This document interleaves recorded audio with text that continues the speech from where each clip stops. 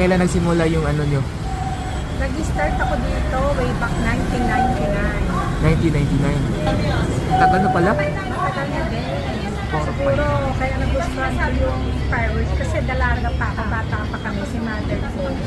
Na illegal pa nung panahon, 1970, something ganyan. Maganda bentahan ng pangalo, ng kahit wala pang content ko na panay yung local na. Local yun. Mahango si mother ko sa gawahan, binibenta naman niya sa Manila. O nakakadagdag income. Ganda. Yeah. Tsaka hindi kasi siya nasisira. Yung Walang expiration. Walang expiration. Basta maging maingat ka lang sa pag-install.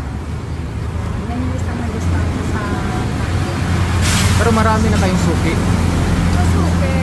Naging stable ang market kasi almost 25 years. Wow. Tsaka siguro yung mga magbabuting All year kayo nagbebenta. all year kahit sarado to, tumatawag yung mga customers ko. Pero nagbubukas din kayo everyday. Pagka ganito season, madala kasi syempre Madala. may mga commitment din sa ibang mga gawain. Kaya minsan nagsasara.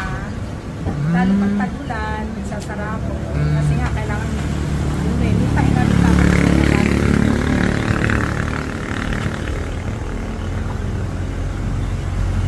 order wari ng mga British, yung mga local. Magkano yung quiddis mo? Kasi Dream light? mabili din sa probinsya ang British. Kasi ginagamit siya sa pambuto ng ibon, sa mga nagahalaman, sa mga namamalaisdaan, para yung mga fingerlings nila hindi dinadagit ng mga ibon, yung mga